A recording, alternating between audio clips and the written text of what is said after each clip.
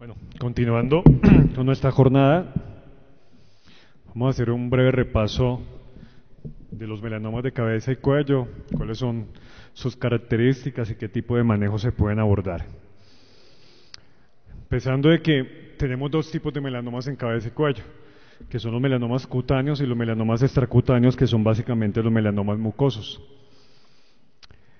Que recordarnos, los melanocitos son unas células dendríticas originadas en la cresta neural. Están localizados a nivel de la unión dermoepidérmica.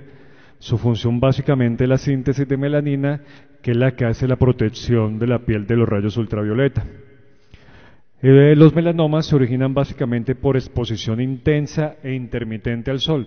Al contrario de los otros cánceres de piel como el vasocelular y el escamocelular, que se originan por acumulación repetitiva de exposición a los rayos ultravioleta. Obviamente ha aumentado su incidencia en los últimos años. En un 600% en Estados Unidos ha aumentado la incidencia en los últimos 50 años. Como les decía, son de origen neuroectodérmico, por eso su baja prevalencia en tejidos de origen endodérmico como el esófago, laringe, nasofaringe, y 25% de los melanomas se localizan en la región de la cabeza y el cuello. ¿Qué factores de riesgo se presentan para los melanomas cutáneos? Tenemos estos que obviamente factores del individuo: rubios, de ojos azules o verdes, pelirrojos, blancos, con abundantes pecas, con factores ambientales asociados con exposición solar durante la adolescencia y con historia de quemaduras solares, lo cual hace que haya aparición continua de pecas. Hay unos factores genéticos o antecedentes médicos que son mutación en el CDK N2A, en el P16, antecedente de un melanoma primario, una historia familiar de melanoma, una queratosis actínica, cánceres de la piel diferentes a melanoma, una xerodermia pigmentosa, un nevo displásico, nevos melanocíticos congénitos gigantes mayores de 20 centímetros y pacientes con estados de inmunosupresión. ¿Qué tipo de melanoma tenemos? Está el de extensión superficial, que tiene una incidencia del 75%. Sus características bases son que son quemaduras en fases tempranas de la vida, con lesiones preexistentes, tiene un crecimiento horizontal y vertical en las fases posteriores. Están el nodular, que es un 15% de incidencia, que son los dos de mayor presentación, con un crecimiento vertical temprano, el desmoplásico, el léntico maligno, el léntico acral maligno y los mucosos, estos en menor presentación. La clínica, básicamente, ¿qué tiene uno que valorar frente a la presencia de lesiones en piel? Hay que recordar una propaganda, yo no creo que ustedes hayan alcanzado a ver un comercial de televisión de hace más o menos 15 años que promocionaba la Liga de Lucha contra el Cáncer, donde hacían llamaban la atención de las lesiones de piel y de los cambios que podían tener y hablaba de todas esas características en aquel comercial, que si asimetría, si tiene bordes irregulares, si hay cambios de coloración en las lesiones, si hay un diámetro mayor de 6 milímetros, realizar un examen físico completo. Nosotros, a pesar de que estamos en zonas, yo que vengo por lo menos de una tierra caliente con exposición solar continua, no hay una cultura clara entre nosotros de hacer un mapeo de los lunares. Yo le pregunto cuántos de ustedes han ido a una consulta dermatológica para que hagan el mapeo de esos lunares, lo cual debe hacerse anual.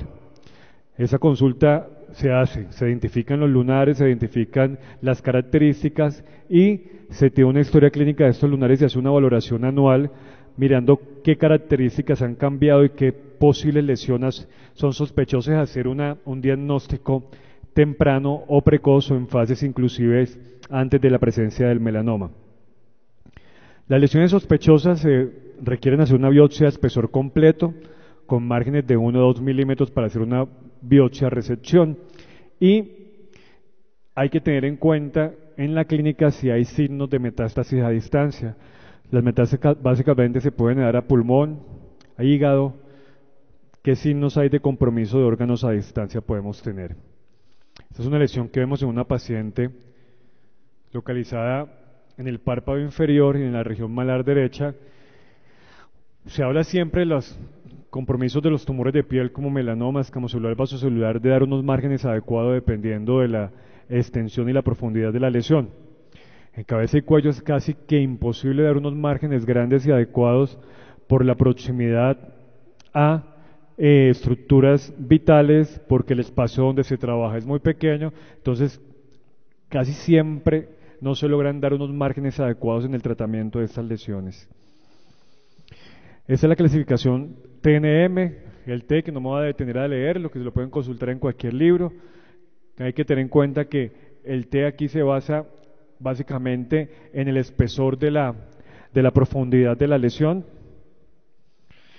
El N, en el compromiso de las metástasis, si son linfáticas microscópicas o macroscópicas.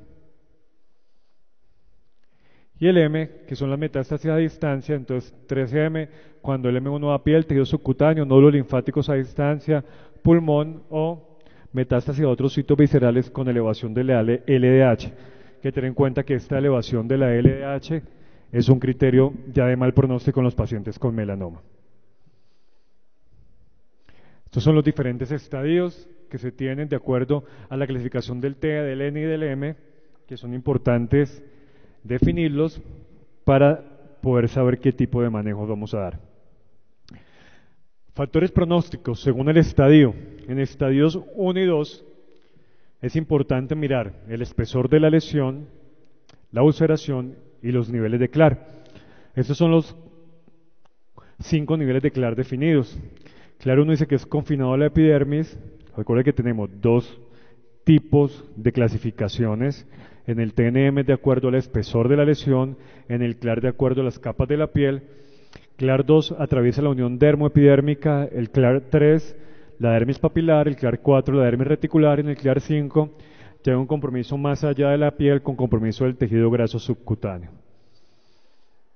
Los estadios 3, los factores pronósticos, la presencia de metástasis linfática, presencia macroscópica o microscópica de invasión linfática y la presencia de ulceración. Y el estadio 4, sitios de metástasis, ¿qué sitios de metástasis tenemos? Si es nódulo linfático, si es pulmón, si es hígado, y como les comentaba, los niveles de LDH que marcan el pronóstico en estos pacientes. ¿Qué tipo de tratamiento? Como ya sabíamos, el tratamiento inicial siempre es el tratamiento quirúrgico y va a ser una resección quirúrgica. Tumores in situ, se debe tratar de dar unos márgenes de 5 milímetros. Tumores con espesor menor de 1 milímetro, márgenes de 1 centímetro de resección. Tumores de 1 a 3 milímetros, márgenes de 1 a 2 centímetros. Y tumores mayor de 2 milímetros, márgenes de 2 centímetros. Si ustedes ven, como les comentaba, estas márgenes que le dicen a uno que deben dar los melanomas para toda la economía del cuerpo, en cabeza y cuello dar un margen de 2 centímetros cuando uno está cerca a estructuras como el ojo, está cerca a estructuras como las fosas nasales, son a veces un poco complejos tratar uno de dar todo este tipo de márgenes en la lesión. En el estadio 1 y B es importante, aparte de la resección, el estudio del ganglio centinela, el cual se ha comprobado que tiene una utilidad básicamente para definir pronóstico, más que para tratamiento, obviamente, en el paciente con melanoma.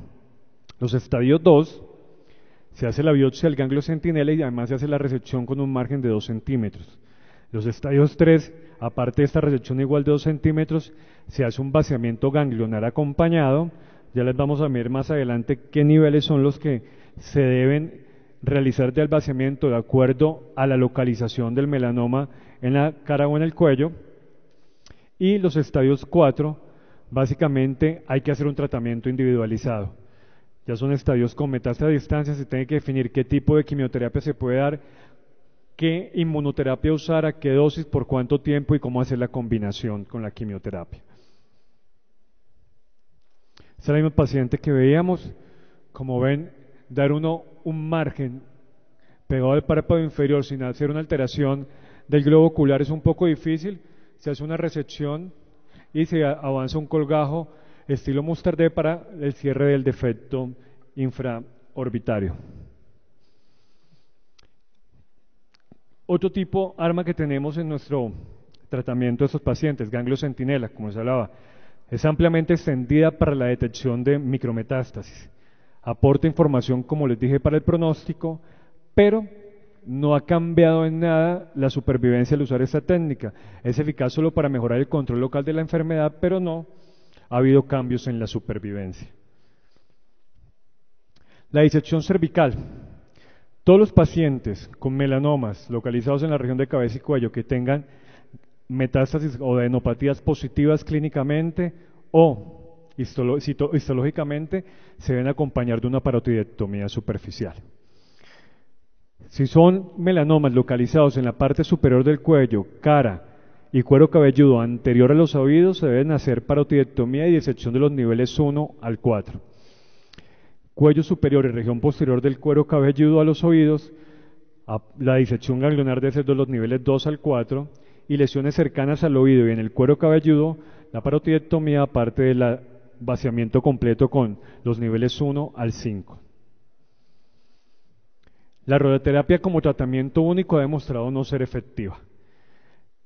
Es de importancia como tratamiento adyuvante posoperatorio a una recidiva local y, muy importante, en los pacientes que tienen metástasis cerebrales con presión medular para control del dolor como manejo paliativo.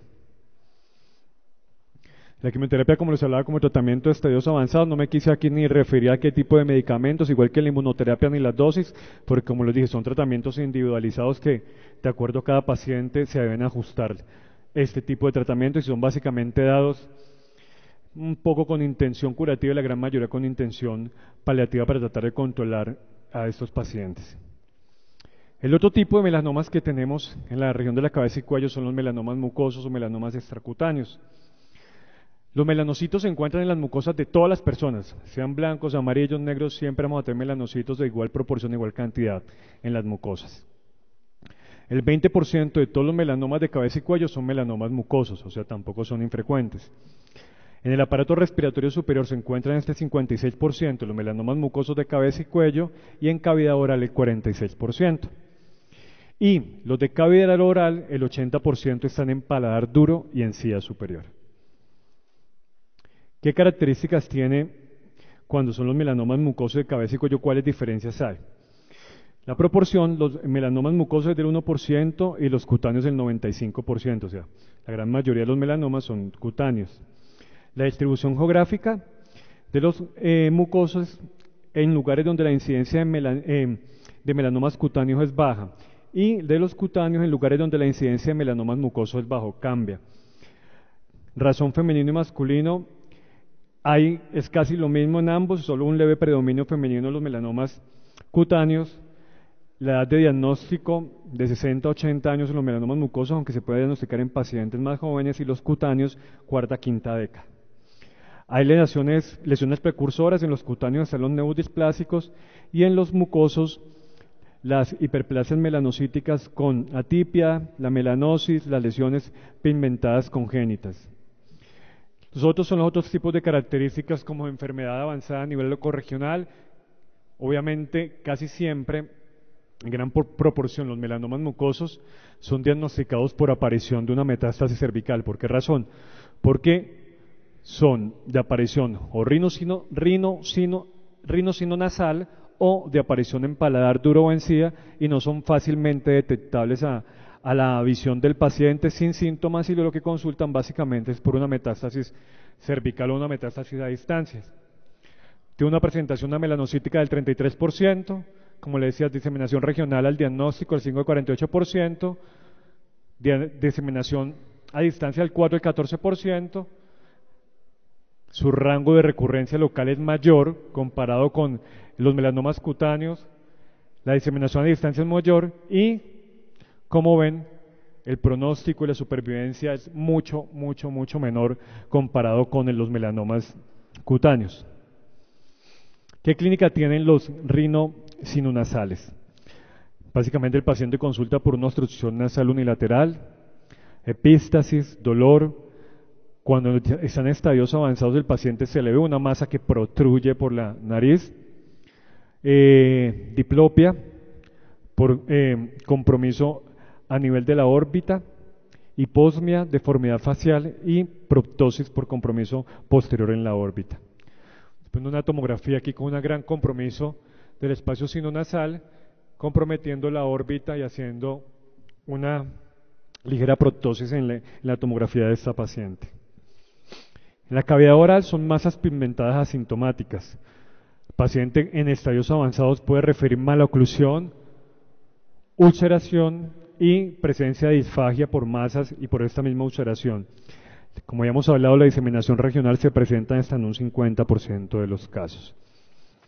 La etiología realmente no está definida, hay teorías pero no está definida, y la estadificación de los melanomas mucosos no hay ningún sistema definido para la estadificación, hay alguno propuesto de acuerdo a la invasión, pero no se ha definido ni se ha unificado para poder clarificar estos datos. ¿Qué se tiene para el diagnóstico? Obviamente la clínica, las tomografías, las resonancias magnéticas que pueden ayudar también a hacer cuál es su compromiso de tejidos blandos y al planeamiento quirúrgico, y como les hablaba, el pronóstico es verdaderamente muy malo, con una supervivencia global a 5 años del 17%.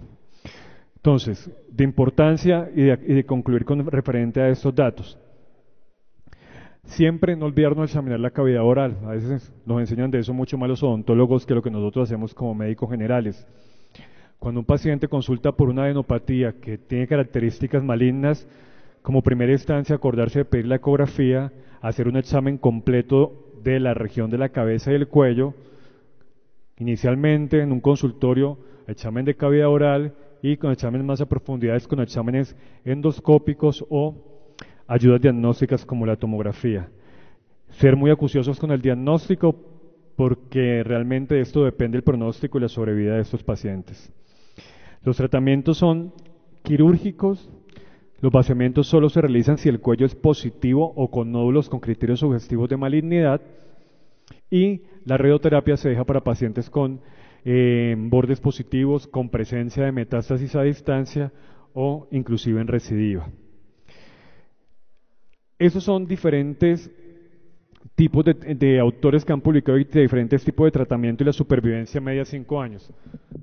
Como ven ustedes, la supervivencia casi en todas las series es malísima, a pesar de hacer inclusive diferentes tipos de tratamiento, radioterapia combinada con cirugía sola, radioterapia quimio, cirugía radioterapia posoperatoria quimioterapia, todas terapias combinadas, y la serie que más reporta es esta serie con una supervivencia del 40%. Obviamente que son rinos nasales y orales, los otros toman toda la economía del cabeza y cuello. Entonces, como vemos, el pronóstico es extremadamente malo en los melanomas mucosos. Muchísimas gracias, muy amables.